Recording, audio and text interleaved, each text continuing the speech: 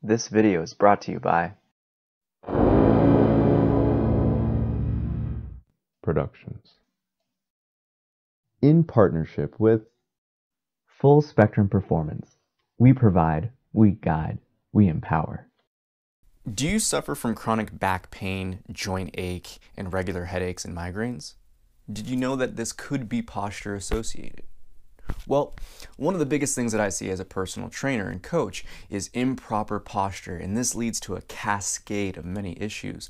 So today, I'm going to teach you how to correct your posture in 5 straightforward and simple steps. So let's get started.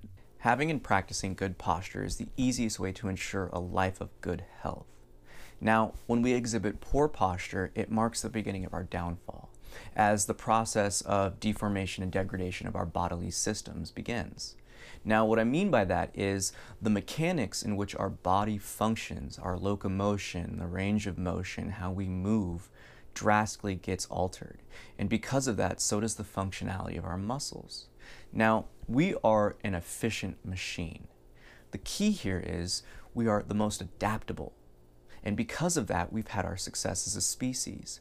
But the issue with adaptability is that it can become so natural, we don't realize we have bad posture until we're living with the pain.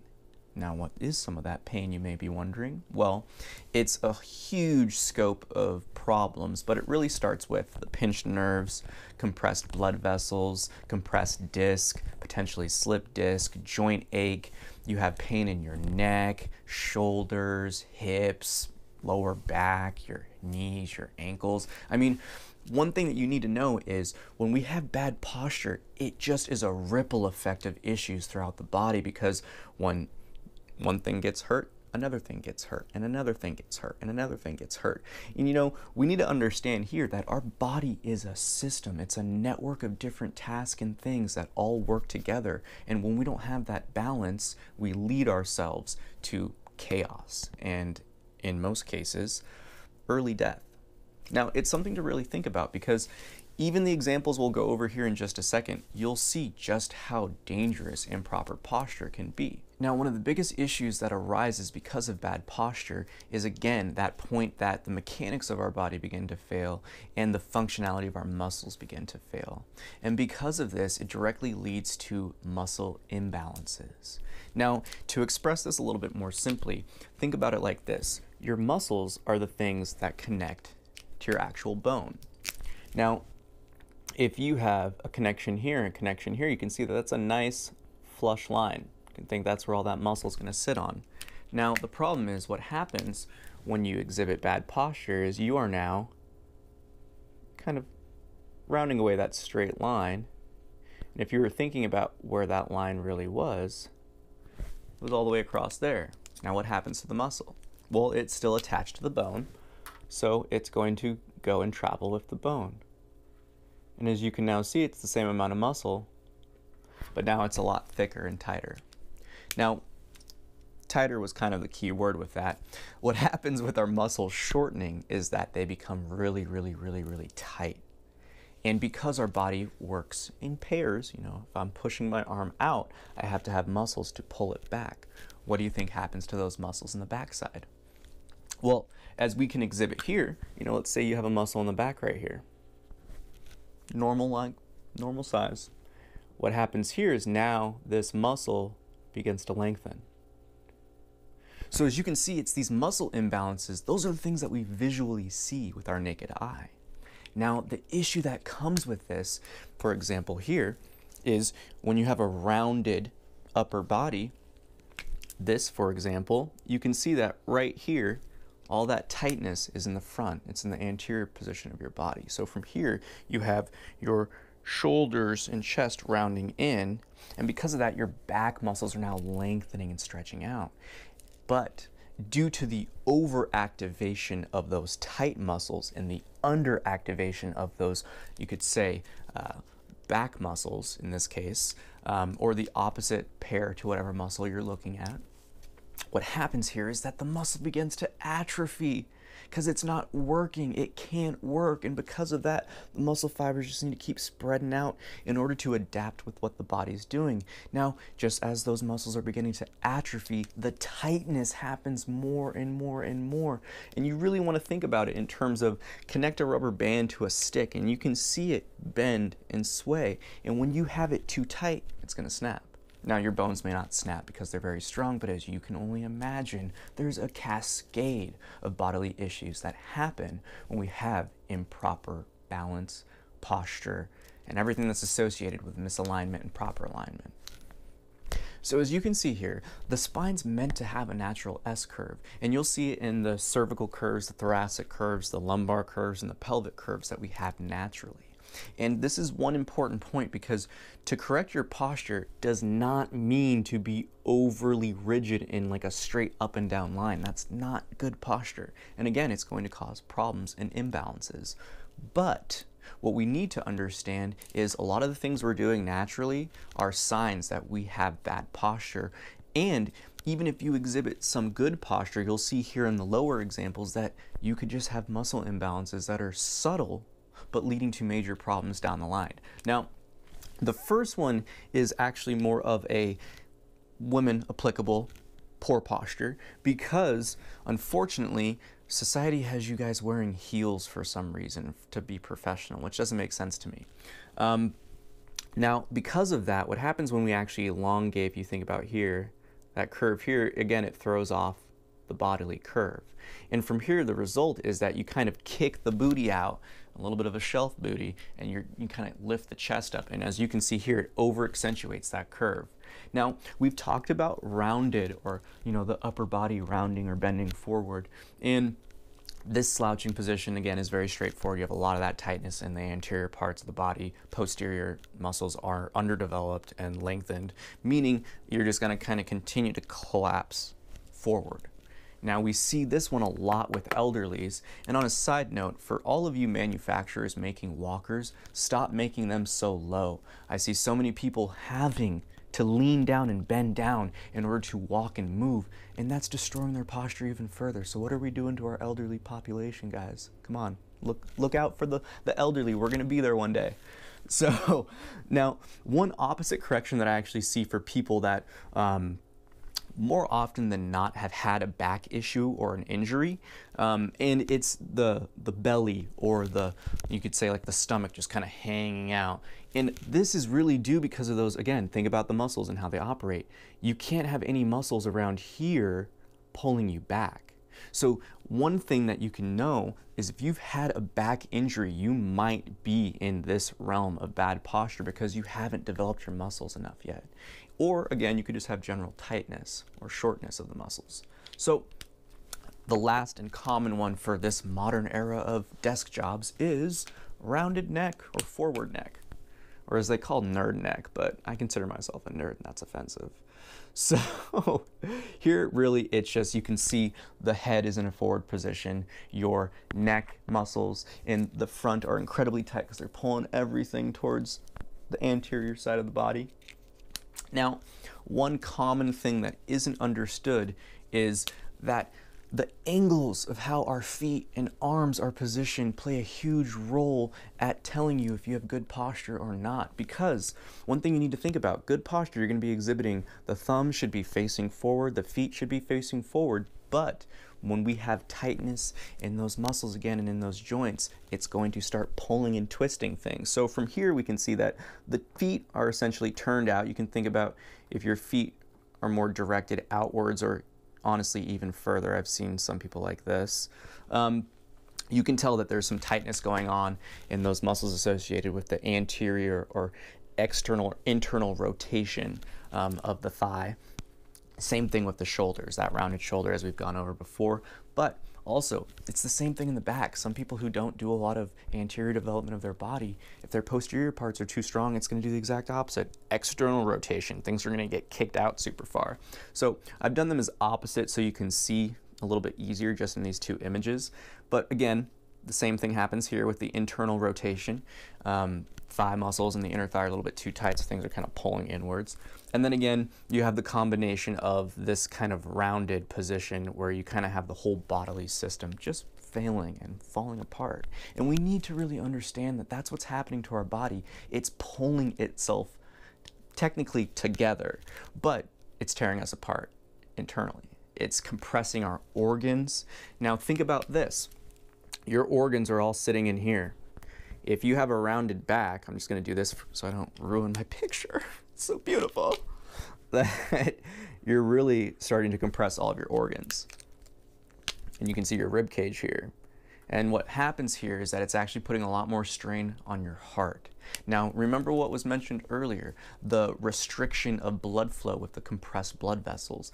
That's those headache people, those migraine people, but also it's going to implicate a lot more problems for your blood pressure and cardiovascular health because your heart's having to work so much harder to pump that blood, and in some cases it's also getting restricted blood flow.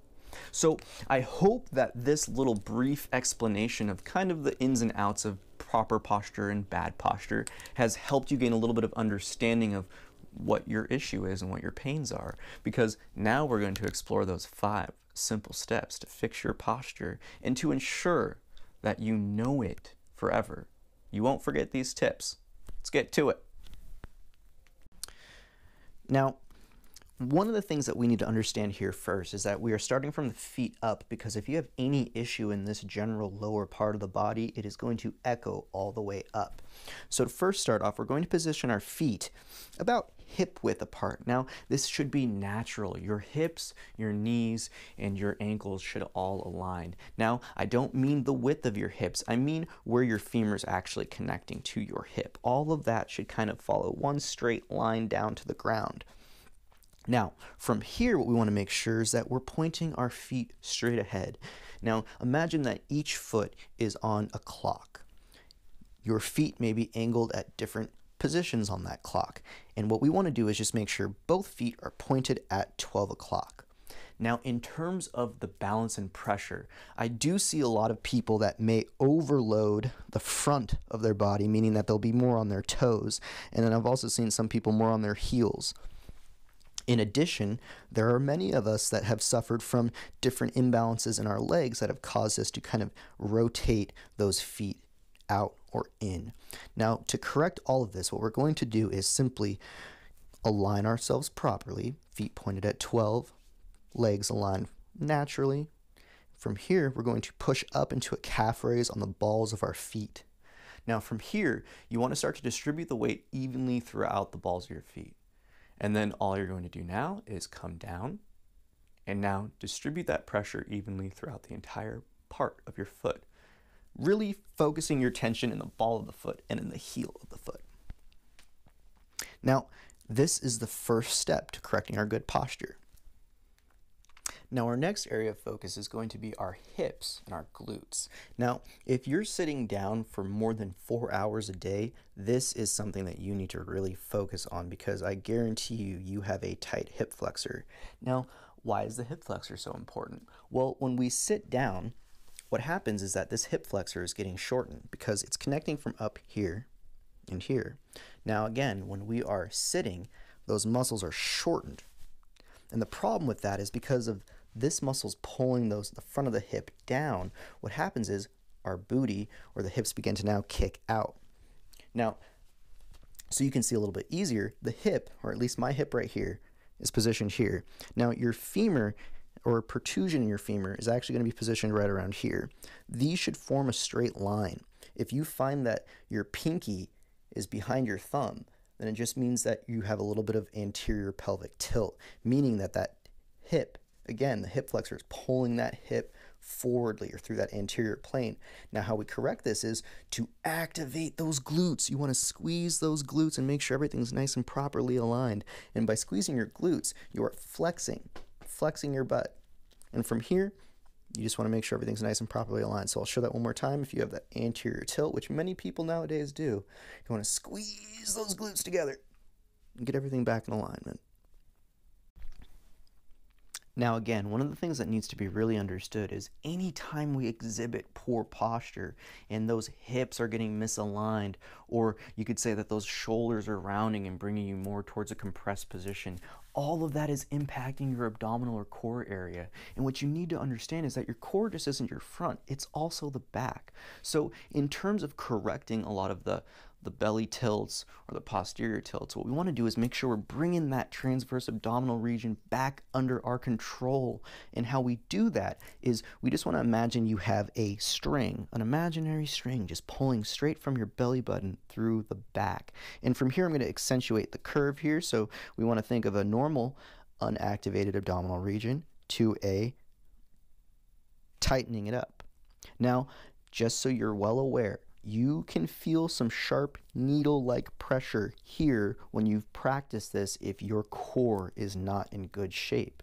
Now, rest assured, it will go away, but you need to practice because, again, this transverse abdominal region and really the core itself, they're keeping the organs and everything internally tight to the spine as it needs to be. But the moment we have bad posture, your abdominal muscles can't perform and then things start to sag and hang out. So one of the things that we really need to think about is if you have a large pooch or if your lower stomach hangs out a lot, it just means your core is not in good shape and you need to start doing more activity. Specifically, different types of core and lower back workouts to really strengthen this band that wraps around that we call the core.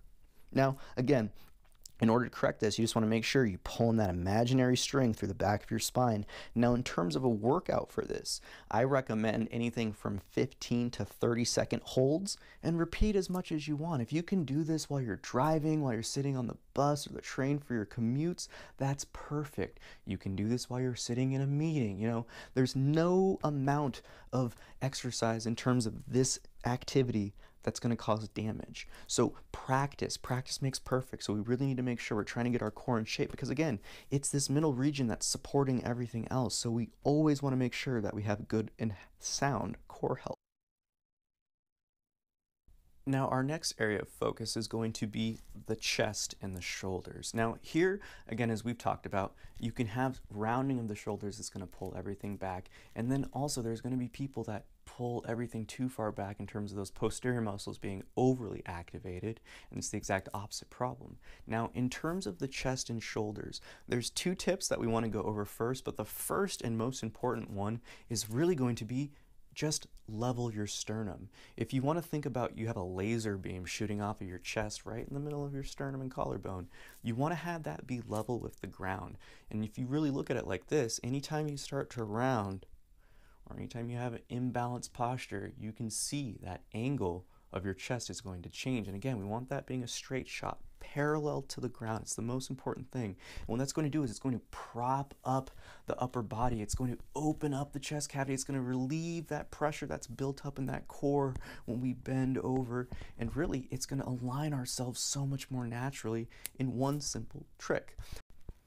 Okay, so we're still on our chest and shoulders, but it's really important that you go through the 4 previous steps thus far in terms of the feet, hips and glutes, the core, and that chest elevation. Because here, in terms of correcting our shoulders, what you want to do is simply ensure that your thumbs are pointed forward. Now, your shoulder is a ball and socket joint, which is why it has such a crazy and awesome diverse range of motion and movement.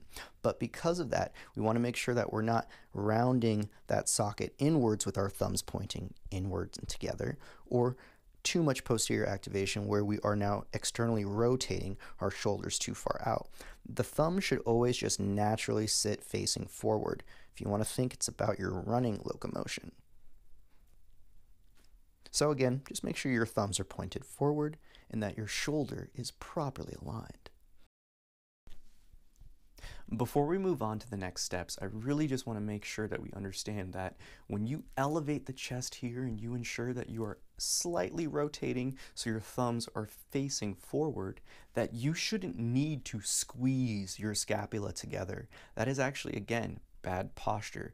Your scapula shouldn't be engaged because, again, this is posterior position. If those muscles are contracted and tense the entire time, the exact opposite problems are going to start happening. And what we went over earlier, you will exhibit more of an external rotation. So again, just make sure you're lifting the chest up so it's level, and then just ensuring that your thumbs are pointed forward.